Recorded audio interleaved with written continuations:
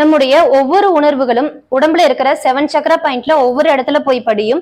இந்த 7 சக்ரா பாயிண்ட்ஸ் அப்படிங்கிறது தான் உடலோட ஆற்றல் மையங்கள். இதுல இருந்து தான் உடம்போட மற்ற உறுப்புகளுக்கு எனர்ஜி அப்படிங்கிறது ஃப்ளோ ஆகுது.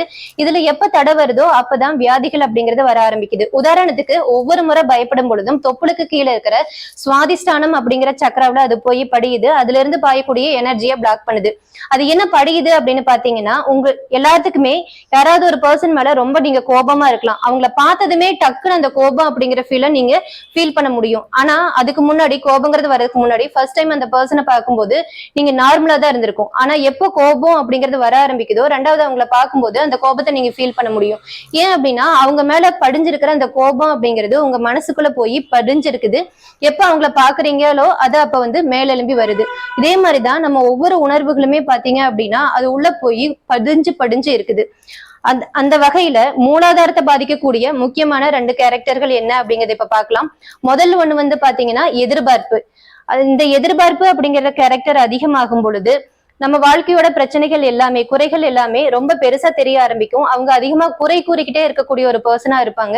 குறை கூறிக்கிட்டே இருக்கும்போது கூட இருக்கிற உறவுகள் கசந்து போறது அப்படிங்கிறது அதிகமா நடக்கும். இதை உடலை இந்த மாதிரி பாதிக்குது அப்படின்னு பாத்தீங்கன்னா கல்லீரலை பாதிக்கும். கல்லீரல் பாதிக்கப்படும் பொழுது உடம்புல இருக்கிற சின்ன சின்ன நரம்புகள் எல்லாம் ரெட்டிஸா தெரிய ஆரம்பிக்கிறத நீங்க பாக்கலாம். ரெண்டாவது நீர்க்கோவை அப்படிங்கிற விஷயம் இந்த கேரக்டர்னால வர்றதுதான். பஞ்சபூதங்கள்ல நீரோட சம்பந்தப்பட்டது இந்த கேரக்டர். அதாவது 2 மணி நேரம் உட்கார்ந்துருக்கீங்க அப்படின்னா உடனே கால்ல நீர் கோர்த்துக்குது, இல்ல ஏதாவது அடிபடுற இடத்துல நீர்க்கோவை வந்துருது அப்படின்னா அது இந்த கேரக்டர்னால வரக்கூடிய வியாதி.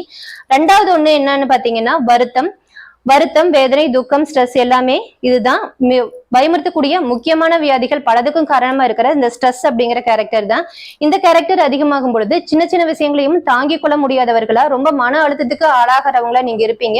இந்த கேரக்டர்ல நீங்க முழுமையடையும் பொழுது எந்த விஷயமே பாதிக்காம ரொம்ப தைரியமா தாங்குதிறனோட இருக்கிறவங்களா நீங்க மாற முடியும்.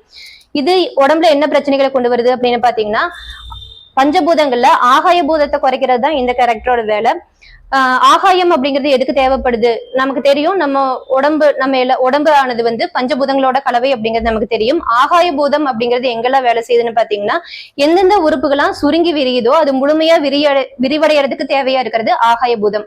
அதாவது இதயம் அப்படிங்கிறது சுருங்கி விரியக்கூடிய ஒரு உறுப்பு, நுரையீரல் அப்படிங்கிறது சுருங்கி விரியக்கூடிய ஒரு உறுப்பு. ஏதாவது ஸ்ட்ரெஸ்ல இருக்கும் பொழுது ஒவ்வொரு ரத்த நாளங்களும் சுருங்கிதான் நமக்கு ஹார்ட் அட்டாக் மாதிரியான பிரச்சனைகள் வருது. கூடவே கேன்சர் வரைக்கும் கொண்டு போய் விடுறதும் இந்த கேரக்டர் தான்.